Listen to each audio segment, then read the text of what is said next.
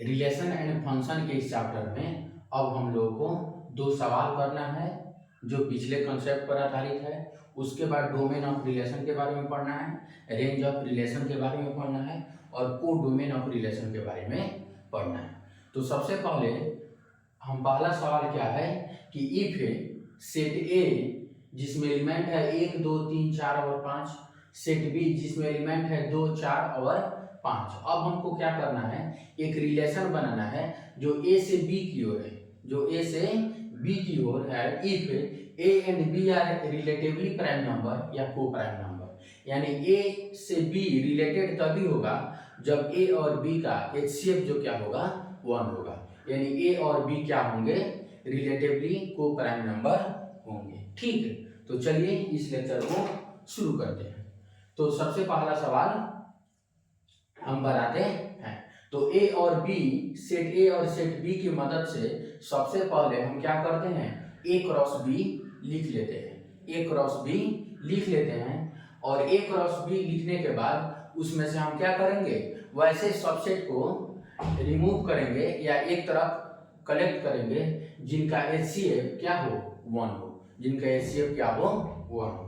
ठीक, तो सबसे पहले हम क्या करते हैं, सेट ए है, क्या है, सेट ए। तो सेट ए से सवाल नंबर 1 यहाँ इसका सॉल्यूशन। सेट ए से क्या करते हैं, ए क्रॉस बी लिखते हैं। तो ए क्रॉस बी लिखेंगे तो क्या आएगा,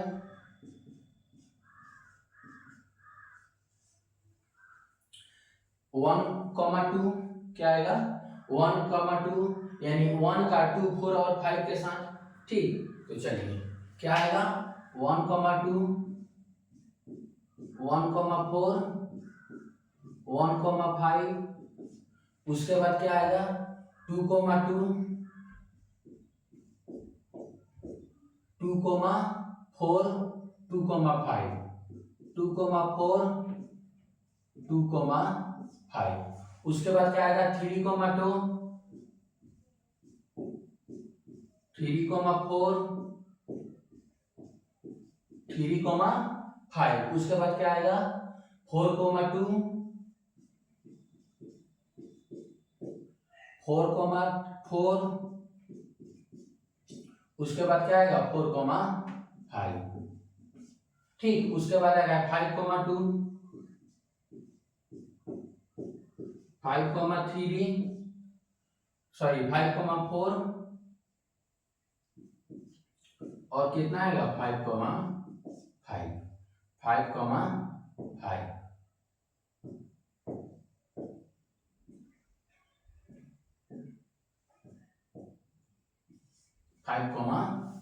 अब हम लोग को क्या करना है कि इसमें से हमको वैसा चूज करना है, वैसा चूज करना है जिसका एचसीएफ क्या हो 1 हो, जिसका एचसीएफ क्या हो 1 हो। तो 1 का हर किसी के साथ एचसीएफ क्या होगा 1 होगा, 1 का हर किसी के साथ एचसीएफ यानी 1 is relatively prime number with every natural number. 1 प्रत्येक नेचुरल नंबर के साथ को प्राइम नंबर होता है। तो 1,2 हो जाएगा, 1,4 हो जाएगा, 1,5 हो जाएगा। यहाँ तक हो गया। अब देखिए 2,2 का एचसीएफ 1 नहीं होगा। ठीक, अब देखिए 2,4 है, इसका भी नहीं होगा। 2,5 है, 2,5 का हो जाएगा। 3,2 है तो 2 और 3 का निकालेंगे तो यह भी नहीं होगा, सॉरी 3,2 3,2 इसमें 3,2 है ना, 3,2 का 3,4 3,5 4,2। तो सबसे पहले हम लिख लेते हैं रिलेशन जो बन रहा है, क्या बन रहा है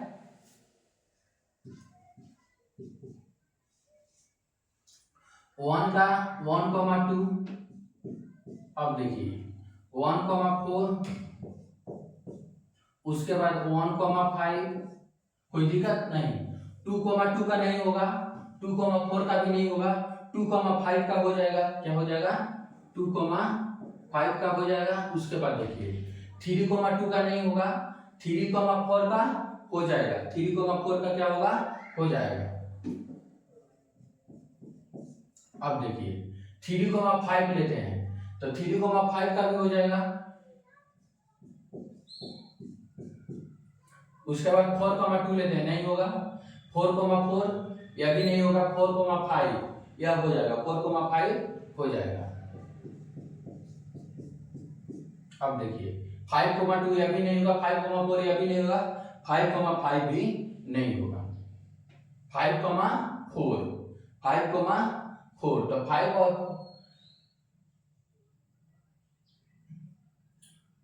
तो 5 और 4 लेंगे तो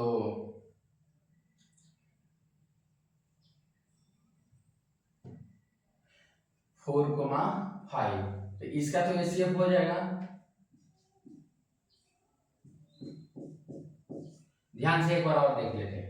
ठीक, 1,2 ठीक है, 1 का हर किसी के साथ ठीक है। 2,2 नहीं होगा, 2,4 भी नहीं होगा, 2,5 हो जाएगा। ठीक, 3,2 हो जाएगा। ठीक, 3,4 भी हो जाएगा, 3,5 भी हो जाएगा। ठीक, 3,2 नहीं है यहाँ, 3,2 भी हो जाएगा। ठीक, उसके बाद देखिए 4 का 2 का नहीं होगा, 4 का 4 भी नहीं, 4,5 हो जाएगा, 4,5 हो जाएगा। 5,2 यह भी हो जाएगा, 5,2 भी हो जाएगा, 5,4 भी हो जाएगा, 5,5 नहीं होगा, 5,5 नहीं होगा। तो 4,5 है इसमें, 5,4 भी है, 1 2 3। ठीक, उसके बाद 4 5 6 7 8 9 10, 1 2 3 4 5 6 7 8 9, एक छूट रहा है, कौन है? 1,2 ठीक है, 1,4 भी ठीक है, 1,5 भी ठीक है, 2,5 भी ठीक है, 3,2 भी ठीक है, 3,4 भी ठीक है, 3,5 भी ठीक है, 4,5 भी ठीक है, 5,2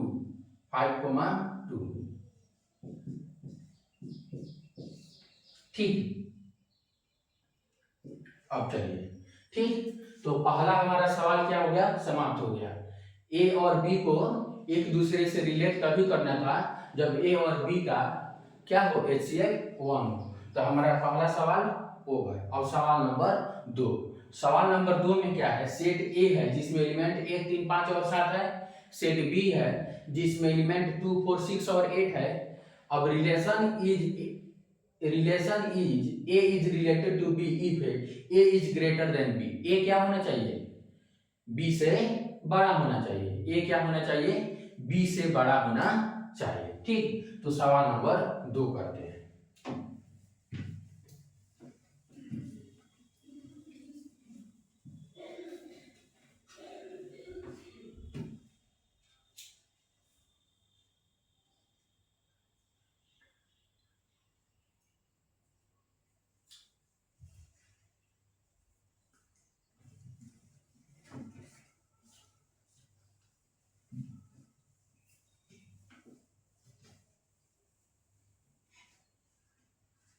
चलिए अब सवाल नंबर 2।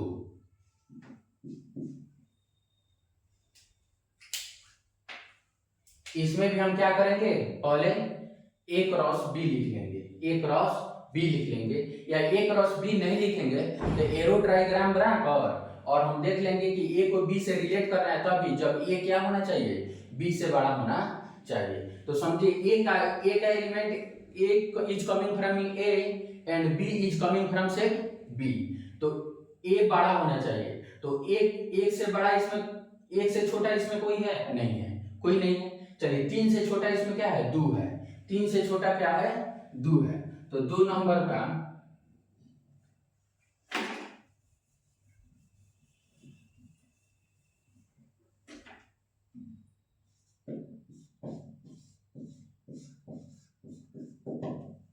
ठीक, सवाल नंबर 2 का सॉल्यूशन। 1 से छोटा इसमें कोई नहीं है, 3 से छोटा क्या है, 2 है, 3 से छोटा क्या है, 2 है, तो रिलेशन में क्या होगा, 3,2 3,2। चलिए अब 5 से छोटा क्या है, 3 से छोटा केवल 2 है, 5 से छोटा क्या है, 5 है, 5,2 5,4 5,2 और 5,4। अब बताइए ठीक, अब देखिए, अब 7 से छोटा क्या है, 2, 4 और 6, तो 7,2, उसके बाद 7,4 और 7,6, 7,6, यानी ए ग्रेटर होना चाहिए किससे, बी से। तो 3 2 से बड़ा है, 5 भी 2 से बड़ा है, 5 भी 4 से बड़ा है, 7 भी 2 से बड़ा है, 7 भी 4 से बड़ा है, और 7 6 से भी बड़ा है। ठीक है, यानी ए और बी को तभी रिलेट करना था जब ए का एलिमेंट बी से क्या होना चाहिए, बड़ा होना चाहिए। ए का एलिमेंट क्या होना चाहिए, बी से बड़ा होना चाहिए, यानी एक बड़ा होना चाहिए, तो एक से छोटा होगा तभी तो बड़ा होगा, तो एक से छोटा तो कोई एलिमेंट है नहीं, इसलिए एक के साथ किसी का कोई रिलेशन नहीं होगा। अब चलिए तीन का रिलेशन तभी बनेगा जब बी के एलिमेंट क्या हो, 3 से छोटा हो, तो 3 से छोटा एक ही एलिमेंट है 2, तो 3,2। आगे देखिए, 5 से छोटा एलिमेंट किस में होना चाहिए, बी में, तो 5 से छोटा क्या है, 2 और 4, तो इसमें एलिमेंट हो गया 5,2 और 5,4। अगला है कि 7 से छोटा क्या है, 2 4 और 6, तो 7,2 7,4 और 7,6। चलिए अब हमको पढ़ना है कि डोमेन ऑफ रिलेशन क्या कहलाता है, what is called the domain of the relation. तो एक सेट है, एक रिलेशन है, एक रिलेशन है जो सेट ए से सेट बी तक डिफाइंड है। क्या है, एक relation which is defined from set A to set B। तो क्या होता है, domain of relation R is set of element of set A, यानी ए का वैसा एलिमेंट, ए का सेट ए का वैसा element which are related to some element in set B, जो सेट बी के सम एलिमेंट से यानी कुछ एलिमेंट से क्या हो, रिलेटेड हो, तो उसको क्या कहा जाता है, डोमेन ऑफ द रिलेशन। यानी the element of set A which are related to some element of set B is called domain of the relation। अगला टर्म है कि relation of range of the relation क्या होता है, तो if R is a relation which is defined from set A to set B, then range of relation is set of element of set B, यानी set B का वैसा element which are related to some element in set A, जो set A के कुछ element से क्या हो, related हो। यानी अगर हम एक एरो डायग्राम बनाते हैं, एक एरो डायग्राम बनाएं, ठीक, इसको क्या कहा जाता है, एरो डायग्राम। इसमें हम सेट ए के एलिमेंट लिख दिए और इसमें सेट बी के एलिमेंट लिख दिए। ठीक, अगर इसी सवाल को देखते हैं, 1 3 5 7, 1 3 5 और 7, इसमें था 2 4 6 और 8, 6 और 8, तो 3 किससे रिलेटेड हो गया, 3 4 से भी रिलेटेड हो गया, 3 2 से भी रिलेटेड हो गया, और 3 किससे रिलेटेड होता, 2 से। 3 किससे रिलेटेड हो रहा, 2 से, तो 3 क्या हो गया, यानी 3 2 से रिलेटेड हो गया। अच्छा, 5 2 से रिलेटेड हो गया, 5 4 से रिलेटेड हो गया। ठीक है, उसके बाद 7 जो था 2 से रिलेटेड हो गया, 7 4 से रिलेटेड हो गया, और 7 6 से भी रिलेटेड हो गया। तो डोमेन ऑफ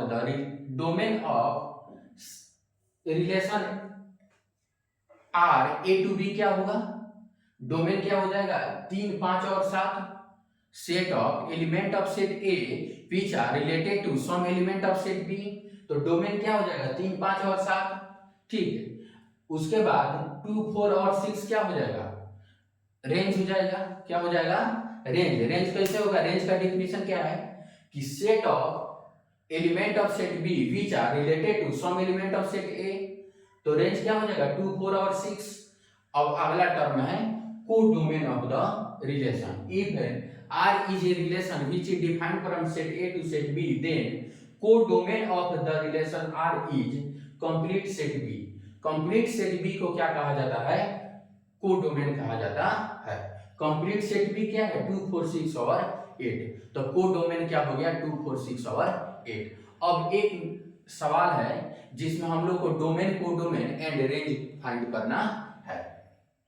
सवाल है कि सेट ए में एलिमेंट है 1 2 3 और 4, सेट बी में एलिमेंट है 2 और 3, उसके बाद क्या करना है, हमको डोमेन, कोडोमेन और रेंज ज्ञात करना है।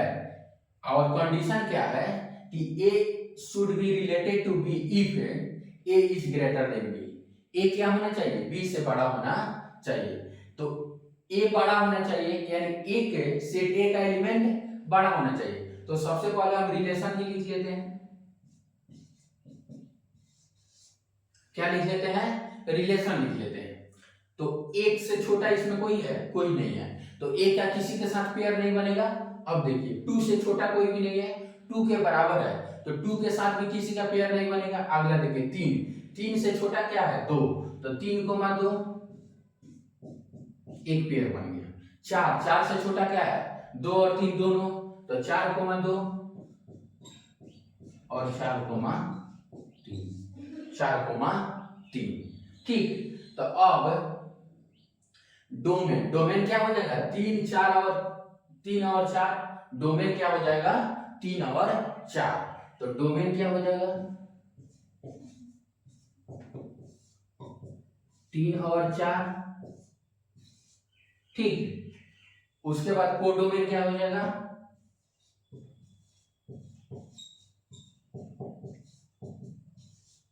कोडोमेन क्या हो जाएगा 2 और 3,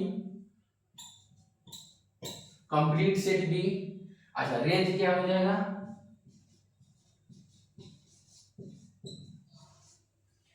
रेंज 2 और 3, रेंज में क्या हो जाएगा 2 और 3। तो किसी किसी केस में कोडोमेन और रेंज बराबर भी हो सकते हैं, कोई दिक्कत नहीं है। तो इस लेक्चर में हम लोग पिछले लेक्चर पे आधारित सवाल किए, उसके बाद डोमेन ऑफ रिलेशन समझे, कोडोमेन ऑफ रिलेशन समझे, रेंज ऑफ रिलेशन समझे, और एक ऐसा सवाल किए जिसमें हम लोग को डोमेन, कोडोमेन और रेंज भी निकालना होता है। और यह जो कंडीशन लिखा होता है, यह कंडीशन सेट बिल्डर फॉर्म में लिखा होता है, और इसी सेट बिल्डर फॉर्म को समझकर हमें रिलेशन डिफाइन करना होता है, या रिलेशन को सब लिखना होता है। Thank you for watching this video.